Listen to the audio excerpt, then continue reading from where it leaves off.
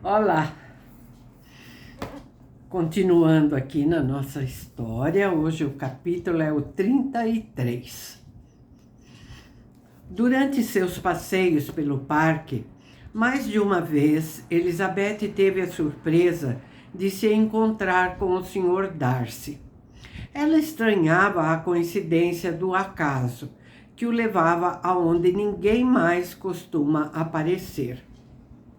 Para impedir que tal incidente voltasse a ocorrer, teve o cuidado de informá-lo de que aquele era o seu passeio favorito. Achou muito estranho, portanto, que o acaso se repetisse. Ele pouco falava e Elizabeth não se dava ao trabalho de escutá-lo com muita atenção.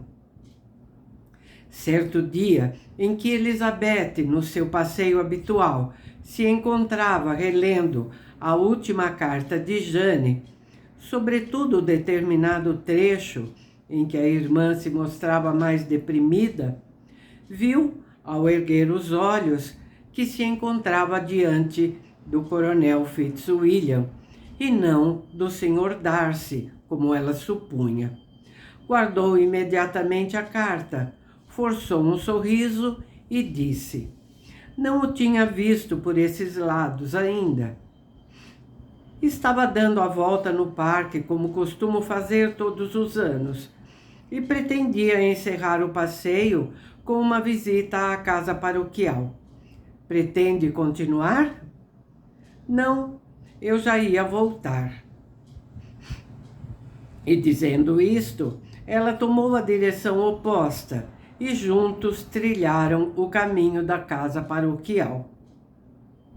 "Está mesmo decidido a deixar Kent no sábado?" perguntou Elizabeth. "Sim, a menos que Darcy torne a adiar a partida. Mas estou ao seu inteiro dispor, e ele que decida, como bem entender." Se não for do seu agrado o programa, terá sempre, pelo menos, o maior prazer em exercer a faculdade de escolha. Não conheço ninguém que pareça ter tanto prazer em fazer as suas vontades como o Sr. Darcy. "Tem razão, ele gosta bastante de fazer o que quer", replicou o coronel Fitzwilliam. "Como todos nós, aliás. Só que ele tem meios para se dar a tal luxo, pois é rico, e os outros, na sua maioria, são pobres. Falo com sinceridade. Na minha qualidade de filho mais novo, como sabe, tenho de estar preparado para o sacrifício e a obediência. Na minha opinião, o filho mais novo de um nobre nunca se familiarizará demais com tais aspectos da vida. Diga-me seriamente, que sabe o senhor a respeito de sacrifício e obediência? Quando foi o senhor impedido, por falta de dinheiro, de se locomover livremente ou de obter as coisas que desejava?" "São perguntas de caráter privado e talvez eu não possa dizer que tenha experimentado muitas dificuldades dessa ordem. Porém, em assuntos de maior importância, é possível que eu sofra pela falta de dinheiro. Os filhos mais novos nem sempre podem se casar segundo as suas inclinações. A não ser que simpatizem com mulheres ricas, o que não é raro. O hábito que temos de gastar dinheiro nos torna dependentes demais, e são poucos aqueles que, em situação idêntica à minha, se aventurem a se casar sem considerar a questão monetária." "Estará ele pensando em mim?" lembrou-se Elizabeth, que corou com a ideia, mas dominando-se falou num tom alegre. "E diga-me, qual o preço habitual para o filho mais novo de um nobre. A não ser que o irmão mais velho seja muito doente, não creio que possam exibir para além de 50.000 libras. Ele respondeu no mesmo tom e o assunto morreu. Para interromper um silêncio que poderia fazer crer ao coronel que ela se sentira de qualquer modo afetada pelo que se passara, Elizabeth prosseguiu pouco depois. Imagino que o seu primo o tenha trazido consigo apenas com o intuito de ter alguém à disposição. Sendo assim, não entendo por que não se casa. Teria desse modo o problema resolvido. Mas talvez a irmã, no momento, preencha esses requisitos, pois ela está inteiramente sob seu cuidado, e ele pode fazer com ela o que quiser. Não, disse o coronel Fitzwilliam, essa é uma vantagem que ele tem de partilhar comigo. Exerço, juntamente com ele, a tutela da senhorita Darcy. Ah, sim? Que espécie de tutores são os senhores? Essa tutela dá muito trabalho? As jovens da idade dela são, por vezes, difíceis de levar. E se ela possui o verdadeiro espírito dos Darcy, deve ser voluntariosa. Enquanto assim falava, Elizabeth reparou que ele a olhava seriamente. E pela maneira como lhe perguntou, pouco depois, porque ela supunha que a senhorita Darcy lhes pudesse causar preocupações, ficou convencida de que andara próximo da verdade. Ela imediatamente respondeu: não se assuste, nunca ouvi nada de mal a respeito dela. Tenho-a na conta de uma das pessoas mais maleáveis do mundo. Conheço duas senhoras que a apreciam bastante, a senhora Hurst e a senhorita Bingle. Creio que já o ouvi dizer que as conhece também. Conheço vagamente. O irmão delas é muito simpático e bem educado, e um grande amigo de Darcy. Ah, sim, disse Elizabeth secamente. O Sr. Darcy é bastante atencioso com o Sr. Bingle e tem com ele um cuidado muito prodigioso. Cuidado com ele. Sim, não me custa acreditar. Darcy cuida e vela por ele, sobretudo nas situações mais delicadas e que exigem cautela. Pelo que ele me contou na nossa viagem para cá, tenho razões para pensar que Bingle deve muito a Darcy. Contudo, ele terá de me desculpar, pois não tenho o direito de supor que Bingle seja o protagonista desta história. É uma simples conjectura. O que quer dizer com isso? É uma coisa que Darcy não desejará, com certeza, que se espalhe, pois se chegasse aos ouvidos da família da garota, seria bastante desagradável. Pode ter a certeza de que nada direi a tal respeito. E lembre-se de que não estou absolutamente certo de que isso se passe realmente com Bingle.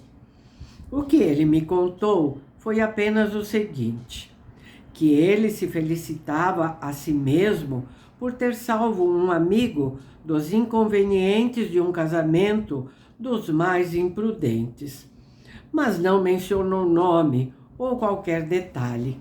Suspeitei de que se tratasse de Bingle, apenas porque o tenho na conta de um desses rapazes capazes de se meterem em tais apuros, e porque sei que eles estiveram juntos todo o verão passado. E o Sr. Darcy expôs os motivos dessa interferência? Compreendi que havia objeções muito fortes contra a garota. E que artifícios ele empregou para separá-los? Ele não me pôs a par dessa manobra, disse Fitzwilliam sorrindo. Apenas me disse o que acabei de lhe contar. Elizabeth não respondeu, e continuou a caminhar, o coração repleto de indignação. Após observá-la durante alguns instantes, Fitzwilliam perguntou por que estava tão pensativa. Pensava no que me contou. A conduta do seu primo não se coaduna com os meus sentimentos, porque ele se achou no direito de julgar. Parece estar disposta a considerar a atitude dele inoportuna. Não entendo com que direito o Sr. Darcy pode determinar de que maneira aquele amigo poderá ser feliz. Mas, continuou ela, voltando a si, como não temos qualquer conhecimento das circunstâncias, não é justo condená-lo. Não deve existir grande amor no caso. A suposição não é improvável, disse Fitzwilliam, porém diminui bastante o triunfo do meu primo. Essas palavras foram ditas em tom de gracejo, mas para Elizabeth pareceram um retrato tão fiel de Darcy que achou mais prudente calar-se, para não se trair na resposta. Mudaram repentinamente de assunto e falaram de coisas indiferentes até chegarem ao presbitério. Fechada no seu quarto, mal o visitante a deixou, pôde pensar sem interrupção sobre tudo o que ouvira. Não havia dúvida de que se tratava da sua família.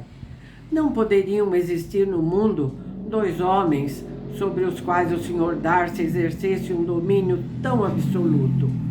Ela nunca imaginara que ele tivera influência nas medidas adotadas para separar o Sr. Bingle de Jane. Sempre atribuíra à senhorita Bingle a iniciativa do plano e a parte mais importante da execução. Se a sua vaidade não o iludira, o Sr. Darcy era, pelo seu orgulho e capricho, a causa de tudo o que Jane tinha sofrido. Ele arruinara por algum tempo todas as esperanças de felicidade para o coração mais afetuoso e mais generoso do mundo. E ninguém poderia prever quão duradouro era o mal por ele afligido. Havia fortes objeções contra a garota. Foram essas as palavras do coronel Fitzwilliam. E essas fortes objeções eram provavelmente o fato de ela ter um tio advogado na província e outro comerciante em Londres. Contra a própria Jane não poderia haver qualquer possibilidade de objeção. Ela é extremamente doce e bondosa. É inteligente, educada e suas maneiras são cativantes. Nada tem contra meu pai.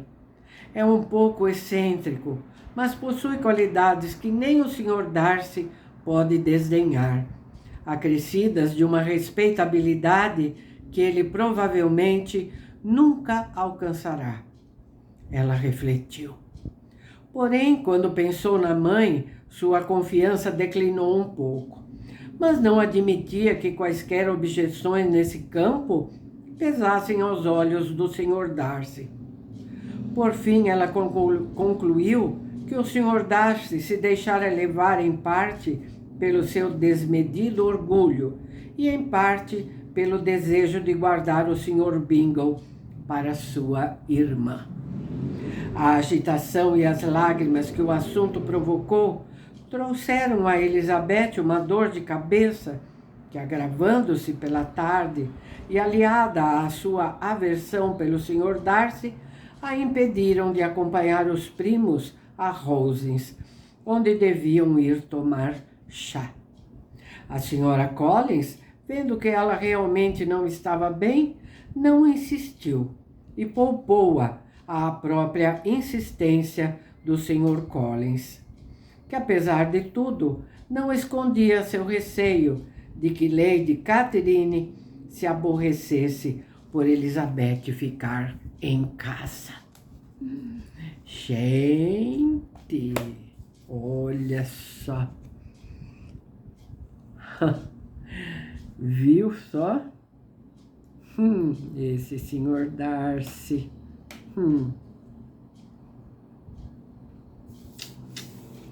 Bom, vamos ver, não, como se segue a história. Estamos descobrindo coisas, né? Tá bom? É isso. Terminamos o capítulo. No próximo vídeo iniciaremos outro. Tá bom? Até lá. Tchauzinho.